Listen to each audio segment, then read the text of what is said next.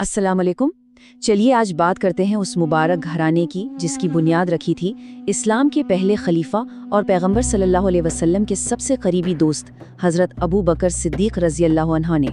उनकी विरासत सिर्फ एक इंसान की नहीं बल्कि एक पूरे ज़माने की कहानी है। जरा सोचिए, इस एक हदीस से ही हज़रत अबू बकर सिद्दीक़ के ईमान की गहराई और उनके मर्तबे का अंदाज़ा हो जाता है।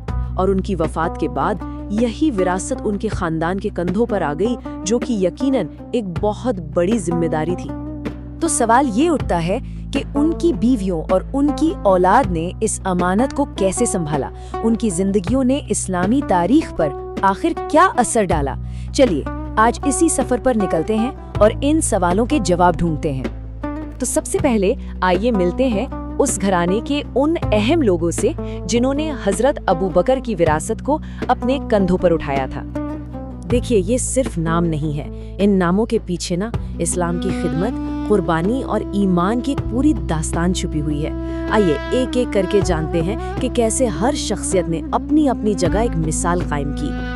अब बात करते हैं उनकी बेटियों की, जिन्होंने इल्म और बहादुरी के मैदान में ऐसी मिसालें कायम की जिन्हें दुनिया आज भी याद करती है। चलिए सबसे पहले हजरत आयशा और हजरत अस्मा रज़ियल्लाहु अन्हुमा की तरफ बढ़ते हैं। सबसे पहले जिक्र करते हैं उम्मुल मोमिनीन, यानी हम सब मोमिनों की माँ हजरत आयशा सिद्दीक़ा रज़ियल्लाहु अन्हा का। वो रसूलुल्लाह सल्लल्लाहु अलैहि वसल्लम की सबसे पसंदीदा बीवियों में से एक थीं और इल्म का आप कह सकते हैं एक गहरा समंदर थी। हजरत आयशा सिर्फ नबी सल्लल्लाहु अलैहि वसल्लम की बीवी नहीं थी, वो तो पूरी उम्मत की टीचर थी। उनका घर एक यूनिवर्सिटी जैसा था जहाँ से बड़े बड़े सहाबा भी आकर दीनी मसाइल सीखते थे। उन्होंने अपने वालिद की सच्चाई और समझदारी की विरासत को इल्म की शक्ल में पूरी उम्मत तक पहुँचाया। और अब जिक्र करते हैं हजरत अस्मा का, जिन्हें एक बहुत खास लक़ब मिला था, ज़ात उन निताकीन, यानी दो कमर बंद वाली। ये लक़ब अपने आप में सब्र, हिम्मत और कुर्बानी की एक ऐसी कहानी है जो दिल को छू जाती है। सोचिए जरा, ये उस वक्त की बात है जब मक्का में हर तरफ खतरा ही खतरा था। ऐसे में हजरत अस्मा ने अपनी जरा भी परवाह नहीं की और अपनी कमर की पेटी फाड़कर नबी सल्लल्लाहु अलैहि वसल्लम और अपने वालिद के सफर का सामान बांधा। ये उनकी बेमिसाल बहादुरी और समझदारी को दिखाता है और ये बताता है कि इस घराने में हिम्मत तो विरासत में मिली थी। तो बेटियों की बात हो गई, अब बात करते हैं उनके बेटों की, जिन्होंने अपनी जिंदगियां इस्लाम की हिफाजत और खिदमत के लिए ही वक्फ कर दी थीं। हजरत अब्दुल्ला, इन्होंने बहुत कम उम्र में ही एक बहुत बड़ा और खतरनाक काम किया।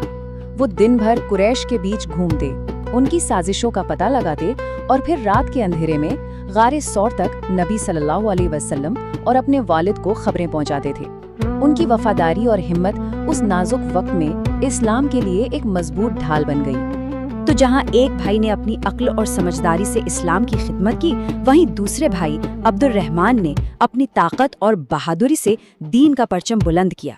वो मैदान जंग के शेर थे और उन्होंने अपनी जिंदगी की आखिरी सांस तक इस्लाम की हिफाजत की। अब कहानी एक ऐसे दौर में दाखिल होती है जो सियासी तौर पर थोड़ा मुश्किल था, थोड़ा पेचीदा था। ये वो वक्त था जब हजरत अबू बकर के सबसे छोटे बेटे की परवरिश ने एक नई मिसाल कायम की और दो अजीम घरानों को एक दूसरे के और भी करीब ला दिया। ये है हजरत अबू बकर सिद्दीक के सबसे छोटे बेटे मोहम्मद। अपने वालिद के इंतकाल के वक्त वो बहुत छोटे थे और उनकी परवरिश एक ऐसे घर में हुई जिसने तारीख का रुख ही मोड़ दिया। हुआ ये कि हजरत अबू बकर की वफात के बाद उनकी बीवी हजरत अस्मा बिन्त उमैश ने हजरत अली रज़ियल्लाहु अन्हु से निकाह कर लिया। तो इस तरह मोहम्मद बिन अबू बकर की परवरिश हजरत अली के ज़ेरे साया हुई। जरा सोचिए, इस्लाम के दो सबसे बड़े घरानों के बीच मोहब्बत और एहतराम का कैसा रिश्ता कायम हुआ होगा। तो अब कहानी के आखिरी हिस्से में आइए ये देखते हैं कि इस पूरे घराने की अलग अलग कुर्बानियों और खिदमात ने मिलकर आखिर कैसे एक मुकम्मल विरासत की शक्ल इख्तियार की।